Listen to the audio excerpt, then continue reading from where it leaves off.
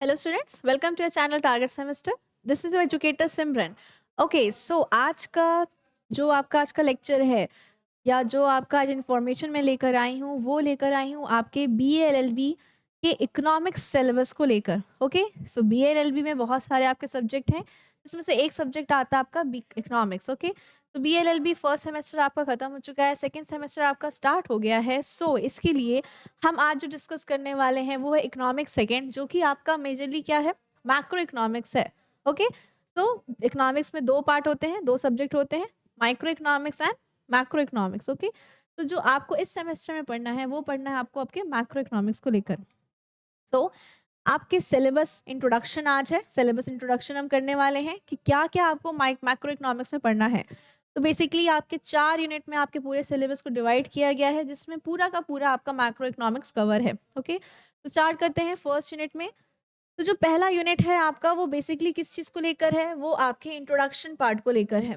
Okay, first unit में आपको पूरा इंट्रोडक्शन देखना है। इंट्रोडक्शन किस चीज़ का, जो कि आपके टॉपिक का नाम है, दैट इज मैक्रो इकोनॉमिक्स।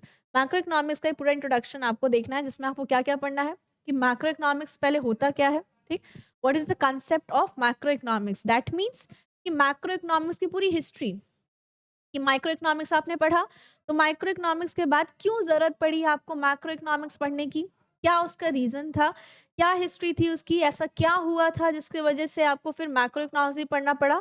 थोड़ा सा मीनिंग अगर बता दूं मैक्रो इकोनॉमिक्स का, तो मैक्रो इकोनॉमिक्स, माइक्रो इकोनॉमिक्स जहाँ स्मॉल यूनिट्स की बात की जा रही थी, इंडिविजुअल यूनिट की बात की जा रही थी, इंडिविजुअल पर्सन की, इंडिविजुअल कंज्यूमर की, प्रोड्यूसर की, सब जगह इंडिविजुअल इंडिविजुअल, कंपनी हो गया, फर्म हो गया, इंडस्ट्री हो गया, तो सब चीज इंडिविजुअली अगर देखा जाए तो वो माइक्रो इकोनॉमिक्स था। जहां बात होती है मैक्रो की, तो मैक्रो मीन्स इन लार्ज, मतलब total aggregate of all the units, सब चीज को मिलाकर हमें देखना है, मतलब पूरी इकोनॉमी को साथ में लेकर हमको देखना है, तो पूरी इकोनॉमी को समझना है।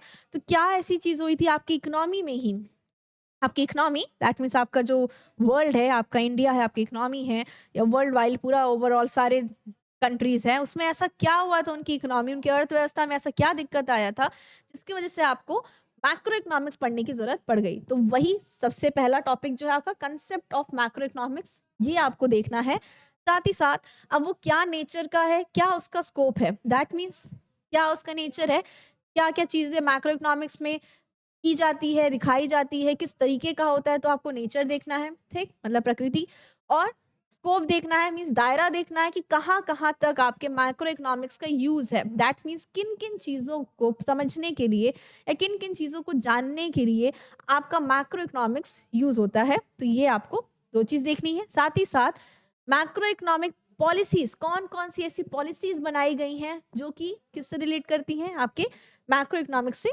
रिलेट करती हैं। तो ये आपका एक पार्ट ऑफ चैप्टर 1 आपका ये रहेगा इन सारे कंसेप्ट्स को लेकर। ठीक, चैप्टर सेकंड जो है, शुरुआत हो गई अब धीरे धीरे आपके मैक्रो इकोनॉमिक्स को सिलेबस की। ठीक, शुरुआत होती है, पहला इंट्रोडक्शन चैप्टर 1 देख लिया, सेकंड इंट्रोडक्शन किस चीज का है, circular flow of income and money. क्योंकि अल्टीमेटली जब हम मैक्रो इकोनॉमिक्स की बात करते हैं तो हम पूरी इकोनॉमी की बात करते हैं, तो पूरी इकोनॉमी में मनी का सर्कुलेशन कितना हो रहा है, साथ ही साथ इनकम कितना किसके पास है, इसके बारे में स्टडी कौन बताता है आपको, मैक्रो इकोनॉमिक्स ही बताता है। तो मनी सप्लाई हम देखेंगे और इनकम, इन दोनों का रिलेशन क्या है। रिलेशन जनरली देखा जाता है एक हाउस होल्ड से एक इंडस्ट्री को लेकर, कि यहाँ पर एक हाउस होल्ड है और ये एक पूरी इंडस्ट्री है। ठीक, इंडस्ट्री, हाउस होल्ड इसको क्या देती है, इंडस्ट्री इसको क्या देती है, तो इंडस्ट्री इसको गुड्स और सर्विसेज देती है और हाउस होल्ड बदले में क्या देता है, इसको मनी देता है। ठीक, तो क्या देता है, मनी देता है। तो ये जो साइकिल है मनी, एक हाउस होल्ड और इंडस्ट्री का in the relation with money and income, कि कितना गुड्स एंड सर्विसेज को प्रोवाइड कर रहा है, कितना मनी फिर इंडस्ट्री को मिल रहा है, इंडस्ट्री में काम करने वालों को फिर उसमें कुछ इनकम मिल रहा होगा। तो इन ओवरऑल इन सब का जो आपको एक सिनेरियो स्टडी करना है, उसका ही आपका चैप्टर सेकंड में है सर्कुलर फ्लो। इसको सर्कुलर फ्लो कहते हैं, इसलिए सर्कल में ये घूमता रहता है। ठीक, नेक्स्ट आता है आपका नेशनल इनकम। आपने एक इंडिविजुअल का देख लिया यहाँ पर, हाउस होल्ड और इंडस्ट्री को लेकर। फिर आता है कि सब कोई इनकम सर्टन कमा रहा है, एक इंडिविजुअल, एक कंपनी, एक फर्म, एवरीवन। ठीक है, सो यहाँ पर अब आपकी देश की इनकम, नेशन, पूरे नेशन, आपका नेशनल, पूरा नेशन की इनकम कितनी है, इसको कैलकुलेट करना ही आपके मैक्रो इकोनॉमिक्स में आता है, जिसमें क्या क्या चीजें आती हैं, जिसमें 4 बेसिक चीजें आती हैं। जीडीपी आता है, जीएनपी आता है, एनडीपी आता है और एनएनपी आता है। इन 4 चीज के बारे में पढ़ना है। That means gross domestic product, gross net product, national domestic product and national net product. इसके बारे में, इन 4 चीजों के बारे में आपको नेशनल इनकम में पढ़ना होता है। बहुत ही इंटरेस्टिंग होगा नेशनल इनकम। इस तरीके से मैं आपको पढ़ाऊंगी कि आपको फिर कभी नेशनल इनकम समझने में दिक्कत नहीं होगी। कई सारे बच्चे होंगे इनका 12th में आपका इकोनॉमिक्स होगा तो उसमें आपने मैक्रो इकोनॉमिक्स से कंसेप्ट पढ़ा होगा, लेकिन कुछ बहुत सारे ऐसे बच्चे होंगे जिनका स्ट्रीम दूसरा था, जिन्होंने कभी पढ़ा भी नहीं है। तो उनके लिए ही मैं कह रही हूँ, या जो पुराना पढ़ के भी आया हो, तो मुझे पता है कि एक बार में नेशनल इनकम हो सकता है समझ में ना आया हो उतने बेहतर तरीके से, लेकिन अब जो आप मैक्रो इकोनॉमिक्स में मेरे साथ पढ़ोगे, ओके, सो होपफुली मैं ही आपके एजुकेटर रहूंगी इकोनॉमिक्स की। तो इकोनॉमिक्स जो मेरे साथ पढ़ोगे, नेशनल इनकम में जितने सारे कंसेप्ट हैं, जीडीपी, जीएनपी, एनएनपी और एनडीपी, इन सारों को मैं इतने बेहतर तरीके से समझाऊंगी आपको कि आपको कभी भी आप इसको भूलोगे नहीं कि कैसे नेशनल इनकम को समझना है, क्या क्या चीज़ें इसमें इंक्लूड होती हैं, किस तरीके से इन चारों को बांटा गया। और ये जीडीपी, एनएनपी सब जो चीज़ें हैं वो सब कॉम्पिटिटिव लेवल पे भी बहुत इंपॉर्टेंट है। कॉम्पिटिशन वाले पेपर्स दोगे, किसी भी पेपर में जाओगे देने, तो वहाँ पर ये सारी चीज़ें पूछी जाती हैं, ठीक है। इसलिए macro economics very important. Micro से भले कॉम्पिटिशन वाले लेवल में कम पूछा जाए, जो जनरल आपके क्वेश्चंस होते हैं, लेकिन जनरल क्वेश्चंस में आपके मैक्रो इकोनॉमिक्स से क्वेश्चन जरूर पूछे जाते हैं, क्योंकि वो आपकी पूरी इकोनॉमी से रिलेटेड होती है। और कई सारे ऐसे कॉम्पिटिटिव पेपर्स होते हैं जिसमें सिलेबस में इकोनॉमिक्स के, नेशनल इनकम, ये सब चीजें लिखी रहती हैं वहां पर। ओके, सो ये आपको पढ़ना है चैप्टर 3 में। एंड चैप्टर डी में क्या पढ़ना है, थ्योरीज ऑफ एम्प्लॉयमेंट। ठीक, तो एम्प्लॉयमेंट अब कितना है, आपने मनी और इनकम का सर्कुलेशन देख लिया, साथ ही साथ पूरे कंट्री, पूरे नेशन का इनकम पढ़ लिया। अब आपको ये देखना है कि जो एम्प्लॉयमेंट है, रोजगार जो है, कितने लोग रोजगार हैं, कितने नहीं हैं, इनको कैसे हम डिटरमाइन कर सकते हैं या कैसे उनको बता सकते हैं, कौन कौन सी थ्योरीज, लॉ दिए गए हैं, इसके बारे में स्टडी आपको किस में करना है, चैप्टर नंबर 4 में करना है। तो ये था आपका पूरा यूनिट 1, जिसमें ये 4 टॉपिक आपको पढ़ने हैं। नेक्स्ट आता है आपका यूनिट 2, जिसमें आपको क्या देखना है, मनी एंड बैंकिंग। अब पूरी तरीके से आपको मनी एंड बैंकिंग का फंक्शन देखना है, ठीक, पैसा, मुद्रा, ठीक, मनी और बैंक। बैंक जो है, बैंकिंग, आरबीआई है, कमर्शियल बैंक है, सेंट्रल बैंक है, ये कैसे आपके पूरे मनी को कंट्रोल करती है, बैंकिंग सिस्टम कैसे काम करता है, इन सारी चीज़ों को आपको यूनिट 2 में देखना है। जिसमें पहले तो देखना है कि मनी क्या होता है, व्हाट इज मनी, ठीक है। पहले तो मनी क्या है, मनी के बहुत सारे डेफिनेशन दिए गए हैं। एक सिंपल डेफिनेशन था जिसने दिया गया है, इसमें ये कहा गया है, money is what money does, money वो है जो मनी करता है, ठीक। सो मनी क्या करता है, इसके बारे में हमें देखना पड़ेगा। तो कौन कौन से फंक्शंस हैं मनी के, इसको भी हमें स्टडी करना है। बहुत सारे मल्टीपल ऑफ फंक्शंस हैं। मनी सप्लाई किस तरीके से होता है, M1, M2, M3, M4, इन 4 चीज़ों में आपको मनी को समझना है। फिर उसके बाद बैंकिंग में ही आता है थ्योरी ऑफ इन्फ्लेशन, डिफ्लेशन और स्टैगफ्लेशन, ठीक है।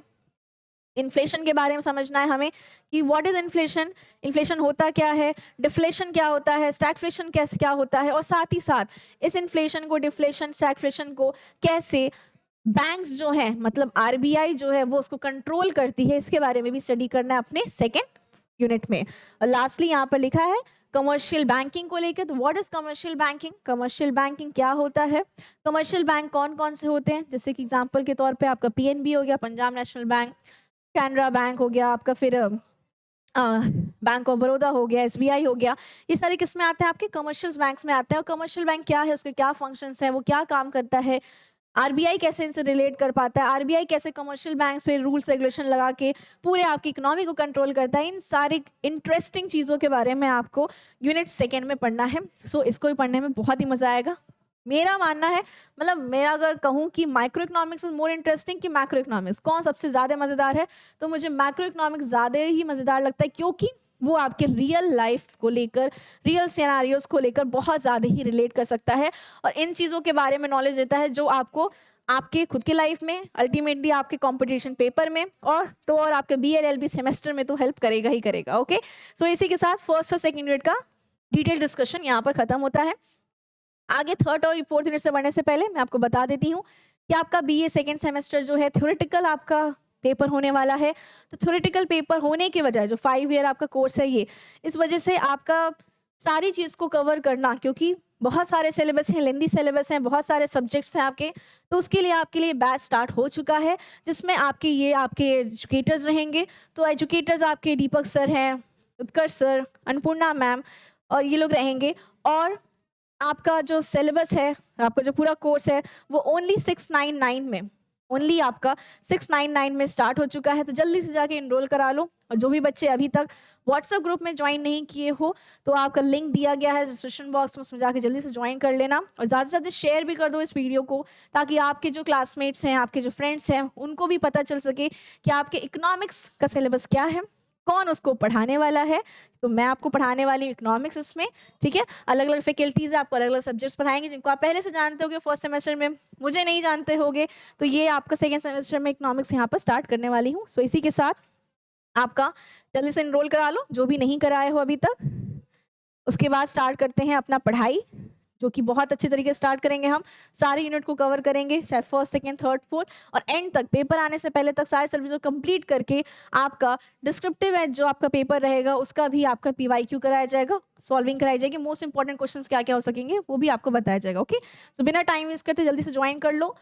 आपका सेकेंड यूनिट में देखो, नीचे सेंट्रल बैंक भी दिया था, मैंने आपको पहले ही बता दिया था, कमर्शियल बैंक और सेंट्रल बैंक, दैट मीन्स जितने कमर्शियल बैंक है और आरबीआई है, इन सब के बारे में हम देखेंगे अपने सेकेंड यूनिट में। तो थर्ड यूनिट जो आता है आपका, थर्ड यूनिट जो आता है वो है आपका पब्लिक फाइनेंस को लेकर, ठीक। कहीं ना कहीं एक पब्लिक फाइनेंस का नाम क्या हो गया, मतलब क्या हो गया, एक होता है बिजनेस फाइनेंस, तो वो बिजनेस की फाइनेंसिंग के बारे में ही समझाता है। पब्लिक फाइनेंस का मतलब नाम से समझ में आ रहा होगा कि पब्लिक मींस गवर्नमेंट कैसे फाइनेंसिंग करती है, गवर्नमेंट कैसे फाइनेंसिंग करती है। तो role of government in organize society, government का क्या रोल है कि वो अपनी अर्थव्यवस्था जो अपना फाइनेंसिंग है उसको सही तरीके से कर सके, क्या क्या उसमें इनिशिएटिव लेने चाहिए, किस तरीके से उसको करना चाहिए, सब चीज़ के बारे में आपको यूनिट थर्ड में बताया जाएगा। इनकम और एक्सपेंडिचर गवर्नमेंट कैसे मैनेज कर रही है, कितना कहाँ से उसका इनकम जनरेट हो सकता है, कुछ डायरेक्टली जनरेट हो सकता है, कुछ इनडायरेक्टली। एक्सपेंडिचर्स जो होते हैं वो भी बहुत सारे हैं, तो किन तरीकों से गवर्नमेंट अपने इनकम को और एक्सपेंडिचर को बैलेंस करते हुए, मैनेज करते हुए चलती है, इसी के बारे में आपको किस में पढ़ना है, पब्लिक फाइनेंस में पढ़ना है। और साथ ही साथ टैक्सेशन पढ़ना है, तो डायरेक्ट इनडायरेक्ट टैक्स दोनों पढ़ना है। थोड़ा सा आपको उसमें बारे में जानना पड़ेगा कि डायरेक्ट टैक्स आपका मीन्स इनकम टैक्स हो गया, और इनडायरेक्ट टैक्स में आपका जीएसटी आता है, गुड्स एंड सर्विसेज टैक्स, इसके बारे में आपको थर्ड चैप्टर में देखना है। और lastly deficit financing and public डेब्ट। तो देखा जाए तो बेसिकली आपको यहाँ बैलेंस ऑफ पेमेंट पढ़ना होगा, जिसको शॉर्ट में आप बीओपी कहते हो, ठीक। बैलेंस ऑफ पेमेंट पढ़ना पड़ेगा, थोड़ा सा टैक्सेशन पढ़ना पड़ेगा। यहाँ पर टैक्सेशन किस तरीके से होता है, कैसे अपने इनकम और एक्सपेंडिचर को गवर्नमेंट मैनेज कर रही है, और साथ ही साथ आपका डेफिसिट फाइनेंसिंग जो बीओपी में होता है, ठीक, उसका क्या मीनिंग है, क्यों गवर्नमेंट डेफिसिट फाइनेंसिंग करती है, किस तरीके से उसको ठीक कर सकेगी, पब्लिक डेब्ट कैसे वो देती है, कितने इंटरेस्ट पे दे तो सब चीज़ें कंट्रोल रहेंगी। इन सारे चीज़ों के बारे में अल्टीमेटली देखा जाए तो पूरे सरकार कैसे आपके इकोनॉमी को मैनेज करती है, उसके बारे में आपको थर्ड यूनिट में देखना है। फिर लास्टली आता है आपका फोर्थ यूनिट, जिसको कहते हैं macro economics problem and policies. तो अब लास्टली सब चीज़ों को लेकर कौन कौन सी पॉलिसीज बनी गई हैं, तो देखा जाए तो फर्स्ट में आपको समझाया गया है बेसिकली कि व्हाट इज मैक्रो इकोनॉमिक्स, उसमें क्या क्या चीज़ें पढ़नी है आपको, ठीक, क्या क्या चीज़ें इंक्लूड होती हैं, वो सब चीज़ देख लिया। सेकेंड यूनिट में देख लिया कि आरबीआई कैसे आपके इकोनॉमी को मेंटेन कर रहा है, दैट मीन्स बैंक कैसे मेंटेन कर रहा है। फिर थर्ड यूनिट में देख लिया कि सरकार कैसे आपकी अर्थव्यवस्था को मेंटेन कर रही है, बैलेंस कर रही है। और लास्टली कौन कौन सी पॉलिसी बनाई गई है, business cycle, Contra cycle policy, inflation anti inflation policy, poverty eradication policy, employment unemployment policy. तो सारी पॉलिसीज इन सब चीज़ को देखते हुए कैसे कैसे बनाएंगे, जो भी अब आपने थर्ड यूनिट तक पढ़ा है उनको ही लेते हुए कौन कौन सी पॉलिसीज बनाई गई हैं, क्या क्या पॉलिसीज हैं, उन पॉलिसीज का क्या मतलब है, इन सब चीज़ के बारे में आपके फोर्थ यूनिट में बताया गया। तो इन 4 यूनिट्स में ही आपके पूरे सिलेबस को डिवाइड किया गया है। मैक्रो इकोनॉमिक्स हमें पढ़ना है, मेरे साथ पढ़ना आप। बुक जो है, टेक्स्ट बुक जो है आपके सिलेबस में ही ऑलरेडी सजेस्टेड होते हैं, तो एक बार मैं दिखा देती हूँ सजेस्टेड बुक कौन कौन से हैं। तो ये 3 आपके सजेशन है, ठीक है। तो द्विवेदी मैक्रो इकोनॉमिक्स, ठीक है, शैप्रियो मैक्रो ई मैक्रो शैप्रो ई मैक्रो इकोनॉमिक्स, मतलब ई शैप्रो नाम है, डी एन द्विवेदी नाम है इनका, तो मैक्रो इकोनॉमिक्स एनालिसिस। और lastly money banking, international trade and business finance, जो सेट ने दिया है, एमएल सेट। इनका ये 3 जो बुक है आपके सजेस्टेड हैं, आपका जो यूनिवर्सिटी है उसने सजेस्ट किया है।